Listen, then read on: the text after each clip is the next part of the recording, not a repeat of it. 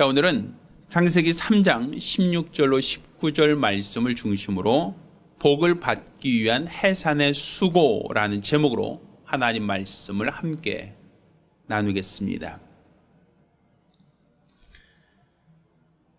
하나님은 우리 모든 인생들에게 복을 약속하시고 또 복을 명하신 복의 근원이십니다.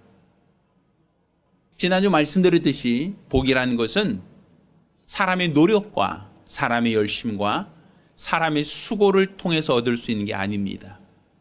그렇다고 운명적으로 이 사람은 복받을 운명을 갖고 태어났기에 복을 받았다.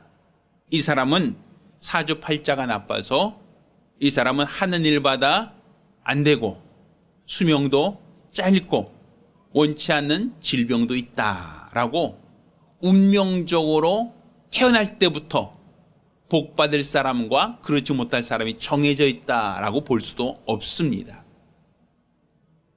성경은 모든 복은 하나님으로부터 말미암으니 이 복을 받는 자와 복을 받지 못한 자라고 하는 그 기준은 하나님이 복을 약속하실 때에 그 약속의 말씀을 믿음으로 받은 자와 하나님이 복을 명하시고 약속하셨지만 그 약속을 받지 못한 사람이 있다라고 구분할 수 있을 따름입니다.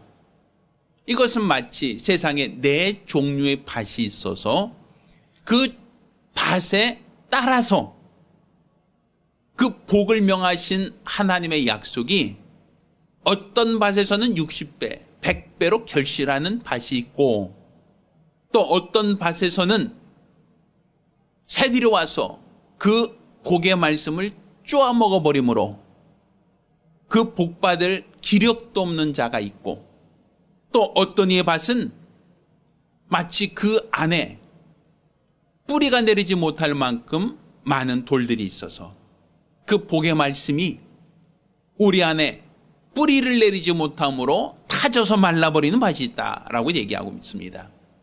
또 한 밭은 그 위에 가시가 있음으로 말미암아 그 가시 기운으로 말미암아 그 복의 말씀이 우리 안에서 결실지 못하도록 성장하는 모든 과정을 방해하는 그러한 이유가 있다라고 얘기하죠. 그러니까 운명적으로 누구는 복받을 사람, 어떤 사람은 저주받을 사람 이렇게 타고난 게 아니란 얘기입니다. 이 복받을 자와 복받지 못할 자가 출생적으로 구분되어진 게 아니라 하나님께서 모든 인생들, 곧 하나님의 형상의 모양으로 지음받은 모든 자들에게 하나님의 복을 말씀하고 하나님의 복을 약속하시고 하나님이 그들에게 복을 주셨지만 왜 그들이 복을 받지 못하는가? 왜 그들이 하나님이 주신 복을 충분히 받지 못하는가? 그것은 바로 그들이 하나님 말씀을 곧 복을 명하시는 하나님의 말씀을 어떠한 자세로 받아들인가에 대한 차이 때문이다라고 볼 수 있는 겁니다. 그러니 내게 명하신 이 복의 말씀을 아멘으로 받으며 그 말씀에 순종한 자에게는 30배, 60배, 100배로 결실할 수 있다라고 말할 수 있습니다. 그렇지만 세상 염려 때문에 세상 걱정 근심 때문에 하나님이 내게 복을 명하신 이 모든 말씀을 내가 듣지 않는다, 거부한다라고 하면 그 역시 하나님이 복을 명하셨지만 그 복의 열매를 얻을 수 없다라는 얘기가 될 겁니다. 오늘날 우리나라는 하나님께서 우리에게 주신 이 복, 가장 시초에 주신 생육하고 번성의 땅에 충만하라고 하신 이 복을 기준으로 따진다면 우리나라는 전 세계에서 꼴찌라고 얘기할 수 있습니다. 사실 우리나라는 다른 나라에 없는 여성 가족부가 있는 나라입니다. 다른 나라에는 그런 장관이 존재한다는 얘기를 들어보지 못했어요. 그런데 이렇게 다른 나라에도 없는 여성 가족부가 있음에도 불구하고 우리나라는 어떤 성적으로 남성과 여성이 서로 대립하는 무엇인가 갈등하는 페미니즘이 있는 나라라고 볼 수 있습니다. 그리고 우리나라는 결혼 인구도 출산율도 전 세계에서 거의 꼴찌에서 1등이란 얘기죠. 왜 이런 일이 생기는가? 사람들이 얘기합니다. 아이를 낳는데 어렵고 아이를 기르는데 힘들다라는 것이죠. 아이를 낳고 아이를 기르기가 너무 힘들다라고 얘기합니다. 아이를 가르치기에 너무 벅차다라고 얘기해요. 먹고 살기 힘드니까 아이를 가르치는 것은 더 힘들다라고 얘기하죠. 근데 사실 우리나라 불과 50년 전, 100년 전만 해도 우리나라에는 보릿고개가 있던 나라입니다. 먹고 살기가 정말 어려웠어요. 촉은 목피라고 하죠. 풀뿌리를 캐먹고 나무 껍질을 벗겨먹는, 그래서 이 춘 공기를 힘겹게 버텨내는 그런 나라였습니다. 지금보다 훨씬 더 경제적으로 열악하고 사회적으로도 안전망이 전혀 없던 그런 시대였죠. 근데 그런 시대에 우리는 먹고 살기 힘들다고 출산율을 우리는 낮추자, 우리는 산하 제한하자, 어떤 그런 갈등이 조장되었던가. 물론 시대가 다르니까, 그때와 오늘은 가치 기준이 다르니까 똑같이 적용하기 어려울 수는 있습니다. 그렇지만 생육하고 번성하여 땅에 충만하라는 것이 하나님이 우리에게 주신 복이라는 것을 안다면, 우리는 최소한 복받기를 사모하는 마음, 복받기를 간절히 열망하는 그 마음이 있는 자들이라면 우리는 생육하고 번성한 것, 곧 하나님이 가정에게 주신 이 복은 결단코 우리가 포기해서는 안 될 하나님의 복된 씨앗이다라고 봐야 되는 겁니다. 그런데 그 복된 말씀을 받았는데도 불구하고 자라다가 가시기운에 막혀버린다라고 한다면, 뿌리를 내리지 못하고 그 자갈에 의하여 더 이상 뿌리를 내리지 못함으로 말미암아 타져서 말라버린다라고 한다면, 또 복을 명하신 하나님의 말씀을 그냥 건성으로 듣고 그게 무슨 복이야 라고 그냥 귓등으로 들어버린 자가 있다고 한다면, 그들은 사람들은 길가와 같고 돌짝밭과 같고 가시떨기밭과 같으니 그들에게 과연 어떻게 복을 기대할 수 있겠습니까? 항상 복을 사모함에도 불구하고, 복받기를 원합니다라고 간청함에도 불구하고 그들이 복을 누리지 못하는 그 이유가 무엇입니까? 그것은 그들이 옥토가 아니기 때문입니다. 운명적인 문제가 아니고 노력의 문제가 아닙니다. 자세의 문제입니다. 하나님의 복된 말씀을 받으려고 한 그 자세가 틀렸다는 거예요. 그가 과연 하나님께서 명하신 복을 받을 만한 자인가? 하나님이 명하신 복을 누릴 만한 자인가? 그러한 자는 하나님의 복된 말씀을 아멘으로 받고 그 말씀에 순종하는 가정이 바로 하나님이 주시는 복으로 복받을 수 있는 가정이라고 볼 수 있는 겁니다. 따라서 저와 여러분 모두가 하나님이 복을 명하셨을 때에 그 복을 담아둘 수 있는, 그 복을 뿌리내릴 수 있는, 그 복의 말씀이 잘 자라서 열매를 맺을 수 있는 복된 가정이 되기를 예수 이름으로 축원합니다. 사실 성경은 하나님께서 이 복을 약속하시고 복을 명하셨음에도 불구하고 왜 사람들이 그 복을 주저하는가? 왜 사람들이 그 복 받는 것에 대해서 겁을 내는가? 그것은 해산의 수고가 있기 때문이다라고 성경은 기록하고 있습니다. 사실 이 해산의 수고라고 하는 것은 하나님께서 처음에 복을 명하실 때부터 주어졌던 것은 아닙니다. 하나님이 처음에 남자와 여자를 만드시고 그들에게 생육과 번성해 땅에 충만하라는 복을 주셨을 때, 그때부터 그들은 해산 수고가 너무 극심해서 하나님이 복으로 주신 약속의 말씀을 그들이 받기에 거부하고 주저했다라고 볼 수는 없습니다. 인간이 하나님 말씀을 거역하고 타락한 이후 하나님은 그들에게 해산의 수고를 더하셨다라고 성경 기록하고 있습니다.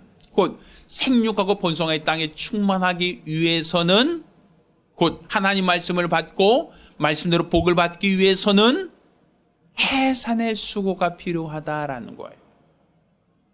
그 해산의 수고를 감내할 수 있는 사람은 하나님께서 복을 주시는 것이고, 해산의 수고를 감내하지 못하는 사람은 결코 원하는 열매를 거둘 수 없다라는 겁니다.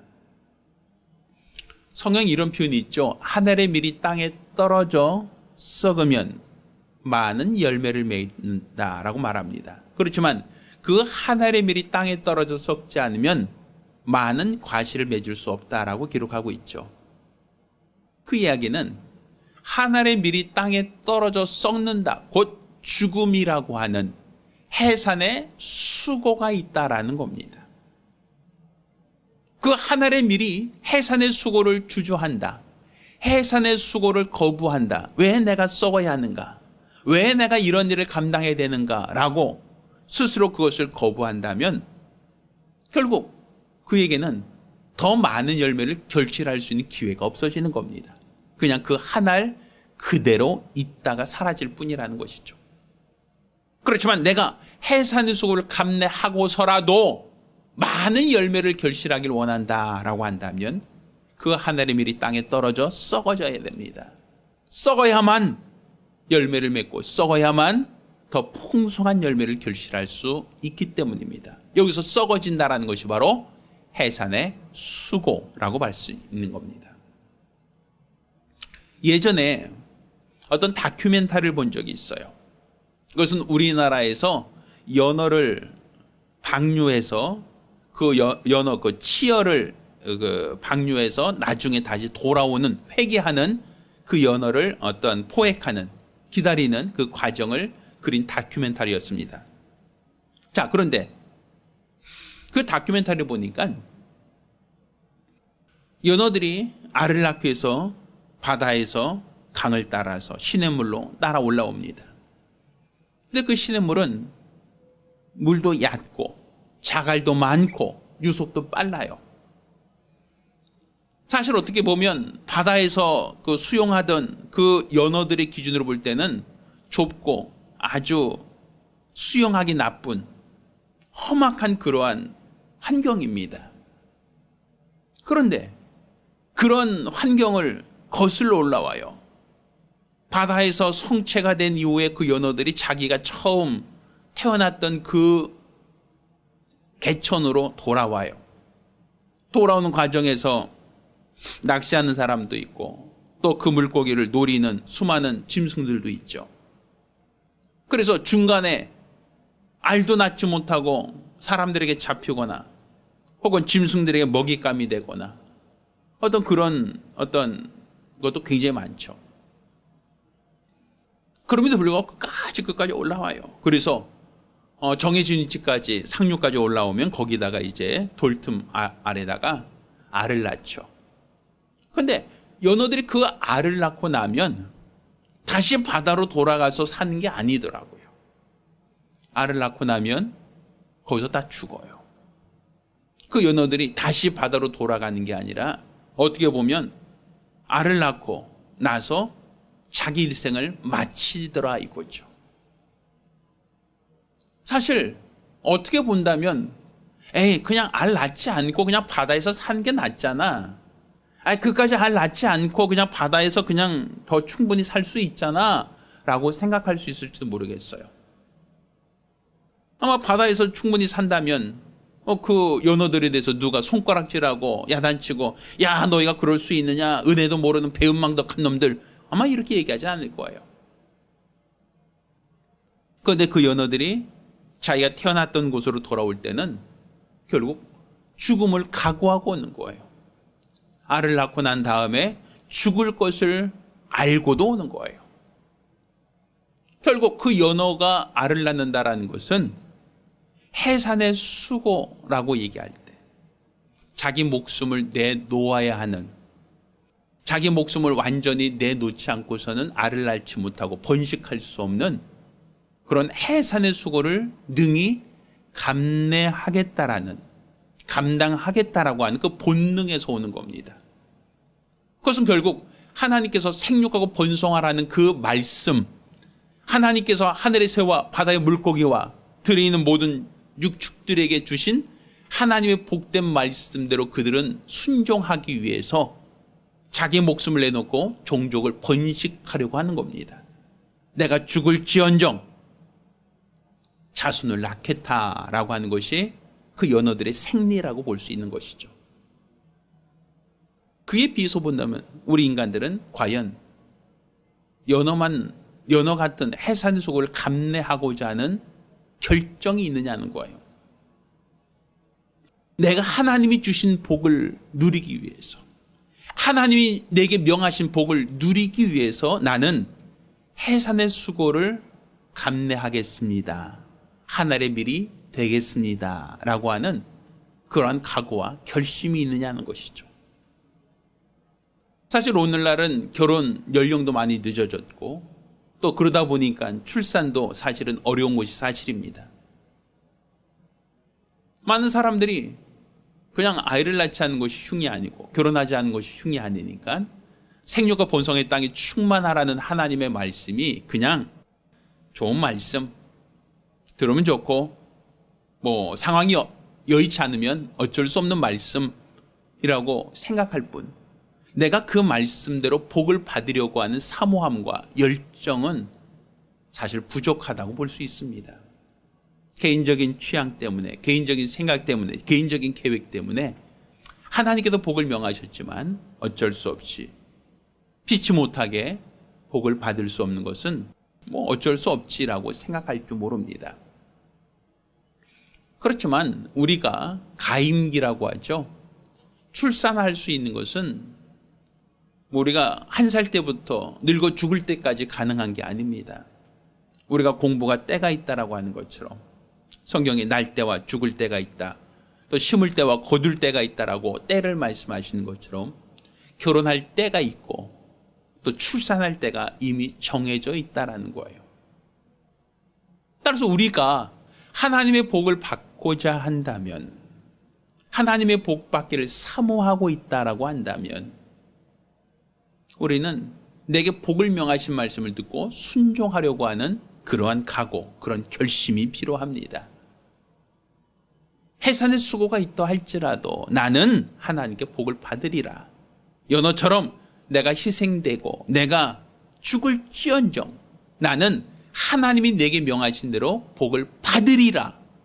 나는 그 복을 누리리라. 이런 각오와 결심 있는 자가 바로 30배, 60배, 100배의 열매를 맺는 옥토라고 볼 수 있는 겁니다. 사실 여기서 말하는 해산의 수고는 아이를 낳을 때 그 산통만을 말하는 게 아닙니다. 아이를 양육할 때의 그 수고까지도 포함되는 겁니다. 우리는 부부가 결혼하여 아이를 출산할 때 그 아이가 바로 하나님의 형상의 모양을 갖고 태어난다라는 걸 우리가 알고 있죠. 그 아이는 사실은 부모를 닮은 아이라고 말할 수도 있지만 그 부모 자신이 하나님의 형상의 모양으로 지음받았기에 그 자녀들도 바로 하나님의 형상의 모양으로 지음받은 자녀를 낳게 됩니다. 그러면 하나님의 형상의 모양을 갖고 있는 자녀라고 하는 것이 결론이 아니라 그 하나님의 형상의 모양을 갖고 있는 그 자녀가 하나님을 닮게 해야 한다는 것이죠. 모양만 닮은 게 아니라 그 속, 생각과 그 마음과 그 중심까지도 하나님을 닮은 자녀가 되도록 양육하는 것. 그것을 위하여 부모가 몽학 선생이 되는 것. 이게 바로 해산의 수고입니다.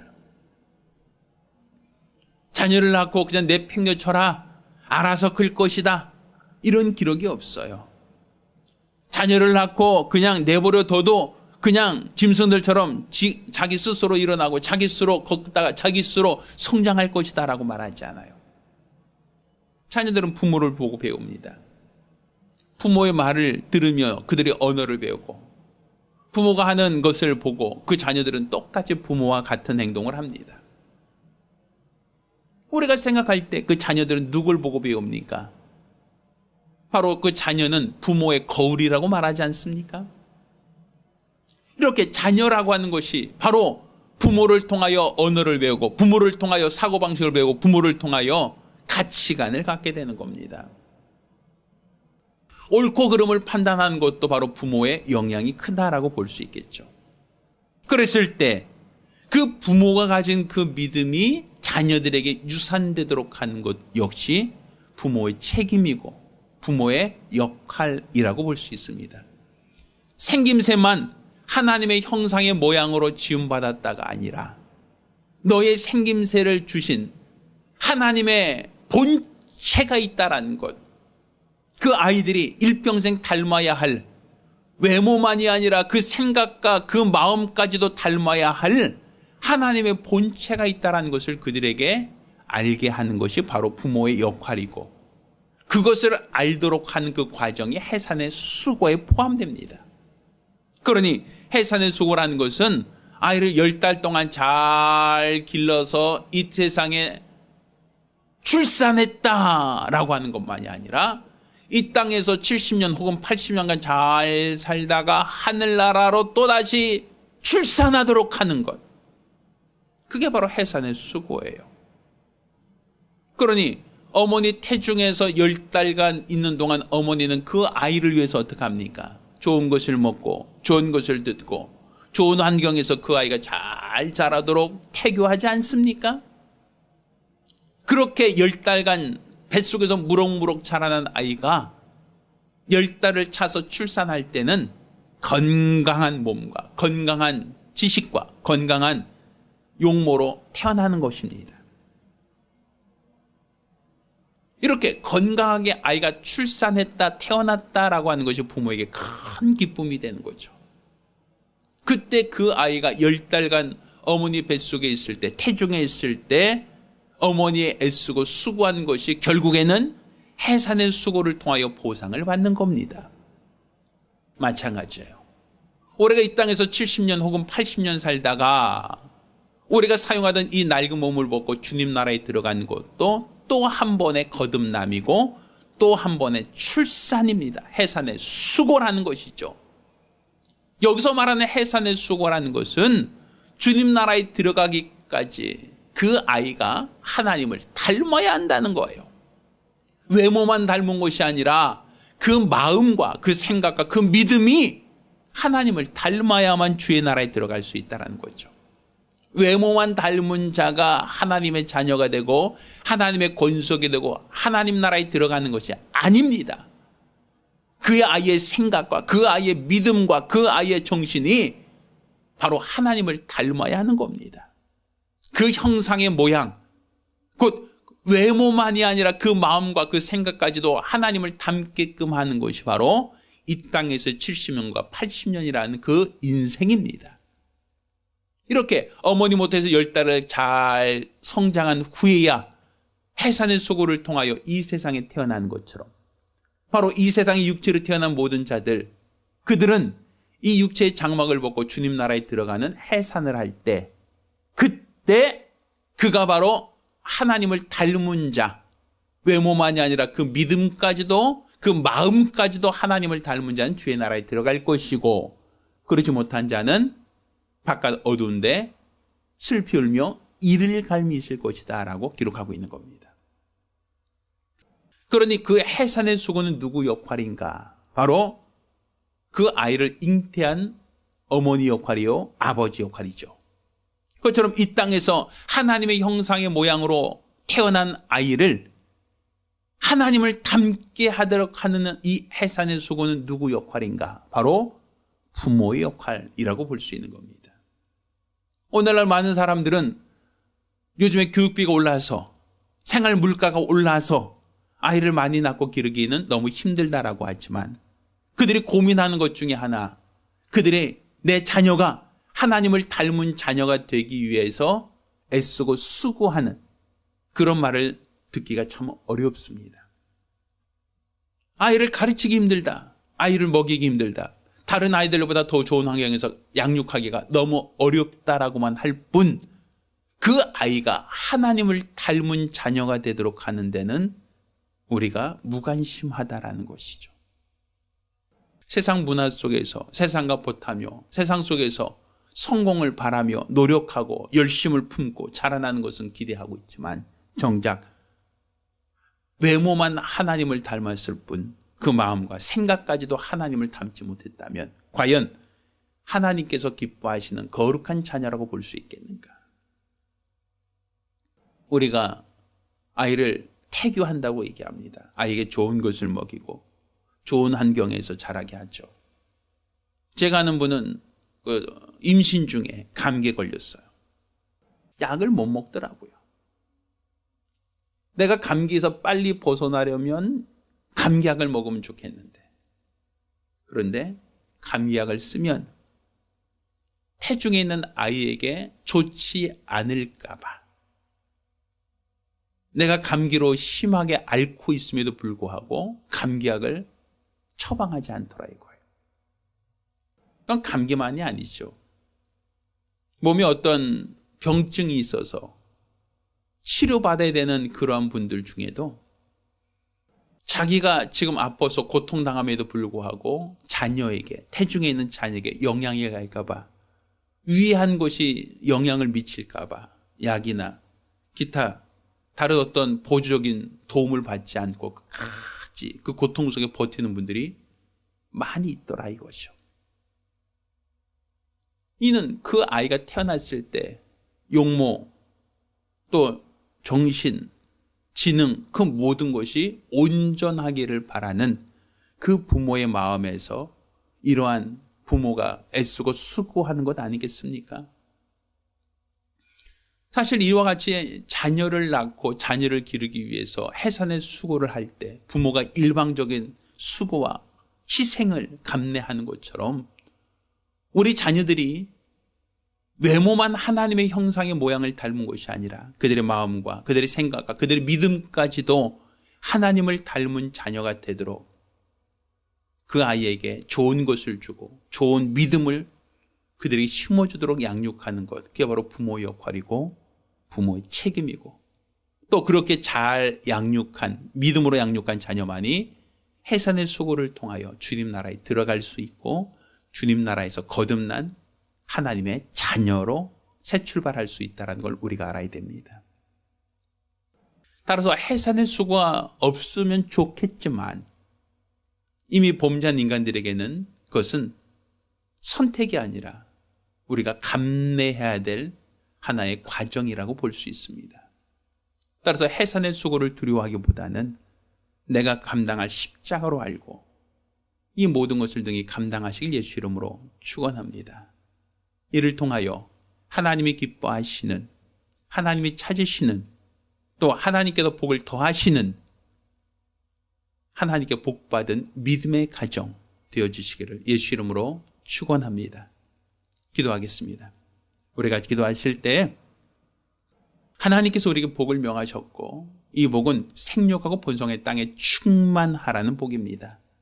따라서 하나님이 복을 명하시고 이 복을 누리기 위해서는 우리에겐 해산의 수고가 필요합니다. 이 해산의 수고를 능히 감당하기 싸우니 옥토와 같이 30배, 60배, 100배로 결실케 도와주시옵소서. 간절히 사모하며 한 목소리로 기도합니다.